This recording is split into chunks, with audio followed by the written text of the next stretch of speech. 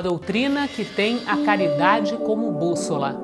Uma filosofia que propõe a lei de causa e efeito como explicação para os males humanos. Uma ciência iluminada pela fé. Estamos falando do Espiritismo.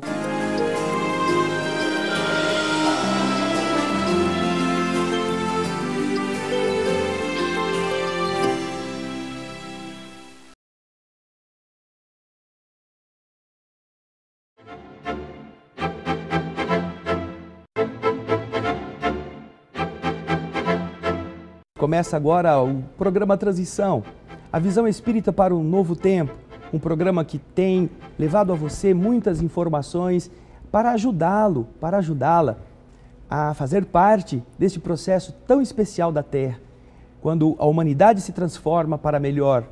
E nada melhor para que possamos trabalhar com esse tema do que hoje termos aqui a presença do irmão querido, trabalhador também da doutrina espírita, palestrante, médico, que é o nosso irmão Rubens Cascapeira Júnior. Rubens, uma alegria tê-lo no nosso programa. Alegria nossa, que nós possamos aí conversar com os nossos amigos telespectadores de uma maneira bem tranquila. Rubens, nós temos visto já na sociedade da medicina de hoje as preocupações muito ligadas a uma medicina diferente. Uma medicina que não é mais ver se a pessoa tem uma temperatura XYZ, se a dor está sendo produzida por algum efeito local, ou seja, algo que é chamado por muitos e muitos telespectadores conhecem pelo nome de medicina holística, alguma coisa assim abrangente. Como você vê este momento da própria preocupação da ciência médica em relação a isso? Somos seres integrais. Precisamos entender que o ser humano necessita de uma complementariedade no aspecto da medicina, da saúde. Então a saúde convencional, como a gente fala, ela observa muito o ser orgânico, né? O organismo. Mas nós não somos só organismo. Nós temos a parte emocional, nós temos a parte mental e nós temos a parte espiritual. Então a medicina integrada busca você olhar o ser humano como integral. Quando alguém vem me buscar, André, eu fico percebendo que essa pessoa tem emoções que interferem nos hormônios, que ela tem a nutrição que atrapalha o bom funcionamento da mente, mas que ela tem paradigmas ou sistemas de crenças que ela tem trazido da infância, quiçá da gestação, e nós sabemos de vivências anteriores, que estão interferindo na maneira dela interagir no meio ambiente. E nós temos a questão vibracional ou espiritual, né, não importa o nome, que está interferindo sobremaneira. Então, olhar o ser humano como um todo. É muito comum a pessoa vir com uma queixa orgânica e não encontrarmos nada no corpo físico, né? Aquela triste notícia, né? Você vai ao médico, uma série de sintomas, ele te pede um monte de exames, te examina e depois ele tem uma triste notícia para te dar. Você não tem nada. Né? Mas como, doutor, você tem certeza que não tem nada? É claro, porque você está com uma disfunção. E a disfunção, ainda a nossa medicina clássica, convencional, tem poucos, digamos, métodos para avaliar uma disfunção. Quiçá ainda uma disfunção vibracional. Quiçá que nós, por exemplo, que estudamos medicina chinesa, entendemos que temos um corpo energético, que para a doutrina espírita é o modelo organizador biológico, né? O perispírito.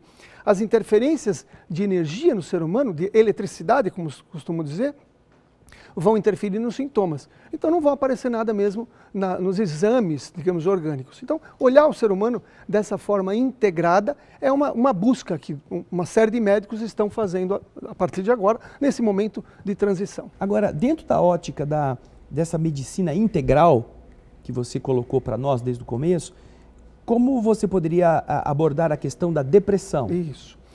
Aí, falamos de energia. Então, o que acontece?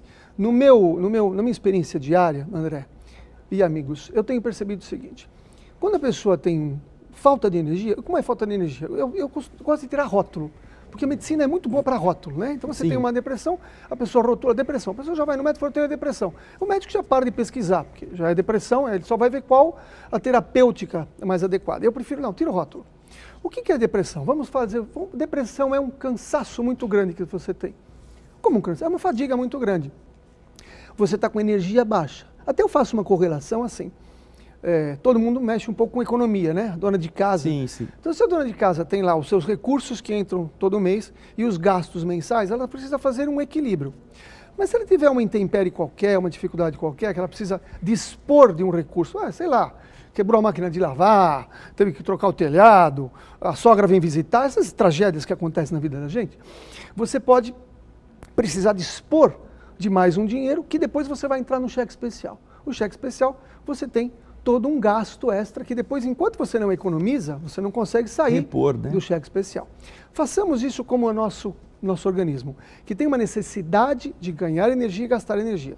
Se eu gasto mais do que ganho, o meu contador interno aqui de energia, ele começa a me dar sintomas de, olha, está faltando energia.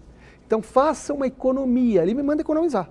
Então a pessoa deprimida, o que ela quer? Ela não quer fazer nenhum tipo de relacionamento social, ela não tem interesse em fazer nada, não tem motivação, tem desânimo, falta de ânimo, falta de energia. Então eu costumo dizer, olha, você está desvitalizado. Vamos tirar o nome depressão, vamos falar desvitalizado. E aí sim, aí nós vamos abordar os 4 níveis. A desvitalização é porque você não se alimenta direito, você se alimenta mais em alimentos saborosos e não nutritivos, que te fazem gastar mais energia. Porque, André, é interessante, as pessoas às vezes se alimentam, mas esse alimento, em vez de fazer ganhar energia, a pessoa perde energia, dependendo do tipo de alimento, que vai consumir mais energia. Claro. O aspecto do exercício, por exemplo, exercícios moderados, importante porque você faz a máquina funcionar. Existem pessoas que estão em depressão só porque não dormem. A falta do sono vai ter uma disfunção do hormônio chamado melatonina, que é produzido pela glândula pineal, e aí a gente faz uma ponte com a doutrina espírita, a importância da glândula pineal para nós espíritas, a importância do sono, que é o refazimento do espírito. Então, às vezes eu digo que a pessoa está tão cansada, o espírito está tão cansado, que ele ao dormir sai do corpo, como a gente diz, faz o desdobramento, e já deita do lado, numa caminha ali, porque ele não consegue nem se dispor a fazer as atividades extracorpóreas. E a questão emocional também. Muitas vezes, num conflito, numa mágoa é uma má água, você tem uma ferida emocional. A ferida está purgando, como diz aí os leigos. Você está perdendo energia vital. Então, enquanto você não resolve a questão emocional, você toma a medicação, ela suplementa, mas ela não resolve. Porque você está perdendo energia no emocional. No aspecto mental, eu percebo que alguns paradigmas, isto é, algum tipo de pensamento, de crenças, que o mundo muda, tem uma transição, mas você está segurando alguns conceitos ainda da tua infância, da tua gestação, ou quiçá até de outras vidas, e esse conceito entra em conflito com os novos conceitos. São filhos que vêm com novas ideias, as empresas que mudam, e a pessoa não consegue lidar com isso aí, e esse conflito interno gasta energia. E a pessoa entra num quadro depressivo porque ela está gastando energia por paradigmas, por conceitos, sistemas de crenças internos. Mas tem que trabalhar a causa, e a causa espiritual, André. Sim. Porque na questão espiritual, muitas vezes você entra em campos vibratórios ou situações espirituais que te sugam energias. E às vezes não é questão espiritual, como o pessoal fala, não, isso aqui é uma entidade espiritual que vem e suga. Isso pode acontecer. Mas eu tenho muitas pessoas que me procuram depressivas porque estão tratando, por exemplo, de um ente querido que teve um Alzheimer, que teve um derrame, um AVC. E esse cuidado dá um desgaste tão grande que a pessoa entra num quadro depressivo. E esse é muito comum, às vezes a pessoa precisa, ela também, de um acompanhamento médico para dar conta de enfrentar a dor de alguém que ela ama. E ela não pode fazer nada para resolver esse problema. Isso. É a longo prazo isso, não é verdade, Rubens? Exatamente, exatamente. Nós precisamos aprender a administrar esse quantum de energia. Agora, em relação, você falou da depressão, a gente vê hoje muitas enfermidades na área emocional, e eu gostaria que você abordasse também a síndrome do pânico. Isso é assim também? Veja bem, o nosso organismo ele tem uma reação biológica que é de luta e fuga. E ali, por exemplo, se você estiver andando na rua, você está andando na rua, calmamente você escuta uma gritaria, o cachorro latindo, vem um pitbull fugindo de uma casa e vem para cima de você. Na hora que ele vai avançar em você, você fica paralisado de medo, porque lógico, aí o dono consegue segurar. Você tem uma reação, teu coração acelera, você fica pálido, você quase não se segura, você tem uma reação de pânico. Se você for ao médico e dizer assim, doutor, eu acho que eu tenho síndrome do pânico. Por quê? Porque eu estava andando na rua e um pitbull quase me ataca. O médico vai falar, não, isso não é síndrome do pânico, isso é pânico. Você tem uma reação biológica, natural, num animal que está te atacando. Isso qualquer médico entende simplesmente. Mas se eu estou andando na rua e de repente vem um pitbull invisível e vem me agredir, eu não vejo, mas eu tenho a minha reação toda biológica.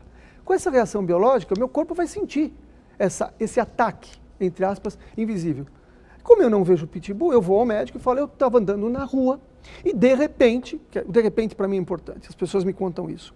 Eu tive um mal-estar, palpitação, sudorese, arrepio, formigamento. Ninguém vai dizer que foi um pitbull, porque não viu, não é? Não viu. Mas e se tiver um pitbull invisível? Entendeu? Por isso que a gente precisa ampliar. Então, eu amplio isso para os meus pacientes, para as pessoas, para entender. Pode ser que você tenha um campo vibratório, um campo que é morfogenético, segundo Sheldrake, que é um biólogo que estuda isso, que é avesso, né? Eu tive síndrome do pânico há muitos anos, ainda desconhecia a doutrina espírita toda, eu consegui identificar a minha condição de síndrome do pânico por campos vibratórios, campos magnéticos de pessoas, encarnadas ou não, que se aproximavam e eu tinha uma alteração no meu biológico, é como se fosse um choque. Você pega um fio, você não tem nada ali, você não vê nada, mas se você puser na pessoa, ela vai ter um choque. Eu não sei se isso tem alguma coisa ligada ao que você está explicando, mas os nossos telespectadores eles sabem muito bem o que eu vou dizer, pessoas que têm aquele olhar de secar pimenteira, não é? A planta, que é um ser vivo, não é? Ela não raciocina, ela não tem as emoções que nós temos, mas costumam dizer que ela reage e ela murcha. Exatamente. Ao contato de alguém que tem uma vibração mais, um campo magnético mais agressivo ou mais invejoso, coisa do tipo. É uma expressão desse campo que você está citando? Sim, campo magnético. Sheldrake, você pode encontrar Rupert Sheldrake, um biólogo que estuda o que ele chama de campos mórficos ou morfogenéticos. Ele explica de uma maneira, digamos, científica, o que nós conhecemos na doutrina espírita como campo vibratório. Então, o telespectador que não é espírita, por exemplo, ele pode encontrar na internet a respeito de campos mórficos, que ele vai entender que a casa dele, a oração, o programa, a discussão ou a alegria, quer dizer, ele está construindo na casa dele este campo magnético. Mas ele é invisível. Sim, bactéria também é invisível. Depende de que tipo de olhos. Você põe o microscópio e você vê a bactéria. Então, você pode construir o campo magnético na sua casa, na sua empresa, e conforme você constrói, você se alimenta desse campo magnético. Então, você fala assim, puxa, eu vou num lugar e me sinto bem, mas eu vou num outro lugar e me sinto mal. Por quê? Porque o campo é invisível, mas o fato de ser invisível não quer dizer que não existe. Claro, claro. Como na prática, Rubens, associar a espiritualidade à medicina?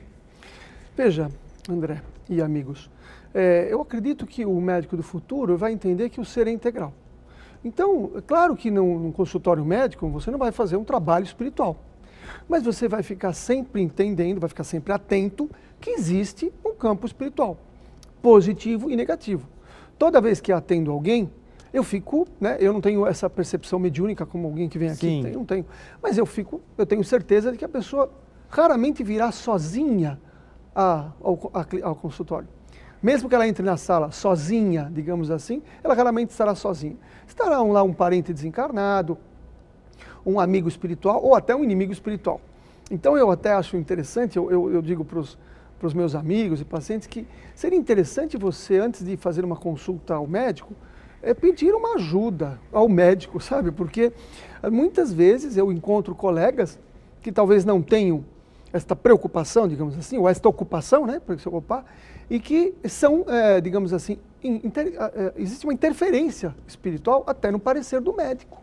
Quer dizer, estou aqui falando uma coisa meio, pode ser atrevida, mas eu escuto coisas que o médico fala, alguns colegas falam para alguns pacientes, eu falo, estranho ele falar isso, porque eu conheço a competência, conheço que ele é muito bom, e ele falou uma coisa que não teria muito a ver. Por que falar isso, né? Só se, como nós sabemos, houve um tipo de interferência. Então imagine que você vá ao médico e você tem um inimigo desencarnado. Está lá no Evangelho, segundo o Espiritismo, os inimigos desencarnados. Todos nós temos, por isso que nós estamos no planeta. E ele vai junto e ele tem acesso, digamos assim, ao médico, ele vai poder trazer uma informação para o médico mediúnico, embora o médico não saiba que é, e vai dar uma informação que às vezes não tem correlação. Mesmo o médico depois ele fala, meu Deus, por que eu falei aquilo? Por que eu disse aquilo? Então é interessante você pedir uma proteção no ambiente, digamos assim, do consultório. E você que vai na consulta. E, é claro, cada vez mais os médicos, não importa a religião, tá? Não importa a religião, nós somos espíritas, mas os católicos, os protestantes, os hinduístas, que eles façam uma conexão para que o consultório deles tenha uma certa proteção espiritual e que eles, ali naquele momento, possam servir num canal sempre afirmativo, sempre positivo. Viu? Transição, a visão espírita para um novo tempo. Esse novo tempo você constrói, você é responsável por ele. Não se limite a pôr culpa no vizinho, no patrão, na esposa, no marido, nos problemas econômicos. Não, seja você solução para isto. Mude de dentro para fora e você vai ver como as coisas mudarão de fora para dentro. Obrigado pela sua participação e o programa que encerra agora espera você no próximo Transição. Muito obrigado e muita paz.